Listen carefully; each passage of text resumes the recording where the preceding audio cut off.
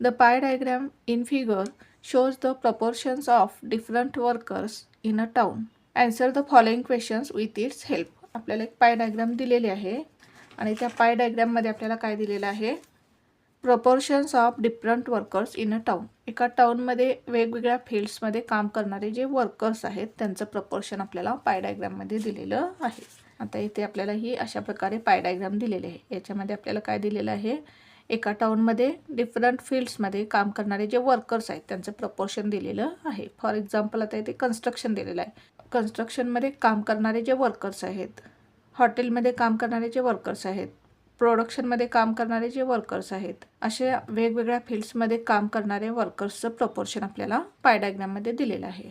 आणि आपल्याला याच्यावरती क्वेश्चन्स विचारलेले आहेत, त्याचे आन्सर्स आपल्याला लिहायची आहेत. आता आपल्याला फर्स्ट क्वेश्चन काय दिलेला आहे पहा.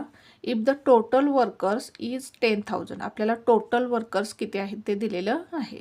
टोटल वर्कर्स किती आहेत, 10,000. How many of them R in the field of construction.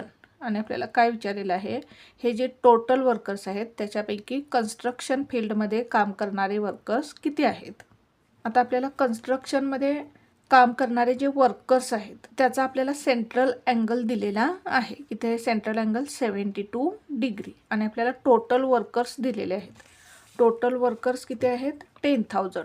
आणि कन्स्ट्रक्शनमध्ये काम करणारे जे वर्कर्स आहेत त्याचा आपल्याला सेंट्रल अँगल दिलेला आहे 72 डिग्री. आणि आपल्याला काय विचारलेलं आहे, कन्स्ट्रक्शन फील्डमध्ये काम करणारे वर्कर्स किती आहेत हे आपल्याला विचारलेलं आहे. म्हणजे आता इथे आपल्याला काय करावं लागेल, सेंट्रल अँगलचा फॉर्म्युला यूज करून कन्स्ट्रक्शनमध्ये काम करणारे वर्कर्स काढून घ्यावे लागतील. पहा आपण सॉल्व करू म्हणजे तुमच्या लक्षात येईल. आता आपल्याला जे काढायचं आहे, जे आपल्याला विचारलेलं आहे ते आपण एक्स कन्सिडर करू. आपल्याला काय विचारलेलं आहे, कन्स्ट्रक्शन फील्डमध्ये काम करणारे वर्कर्स किती आहेत विचारलेलं आहे. मग आपण कन्स्ट्रक्शन फील्डमध्ये काम करणारे वर्कर्स एक्स कन्सिडर करू. पहा सॉल्व करू आपण first question. Let X workers are in the field of construction. आपण कन्स्ट्रक्शन फील्डमध्ये एक्स वर्कर्स काम करतात असं कन्सिडर करू. आता आपल्याला टोटल नंबर ऑफ वर्कर्स दिलेले आहेत, किती आहेत, 10,000. लिहून घेऊ आपण.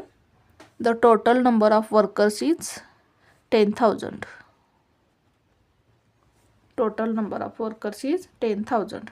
आता आपण सेंट्रल अँगलचा फॉर्म्युला लिहून घेऊ. The central angle for construction. आपण कन्स्ट्रक्शनमध्ये काम करणारे वर्कर्सची संख्या काढणार आहोत. मग आपण काय लिहूया ते, the central angle for construction.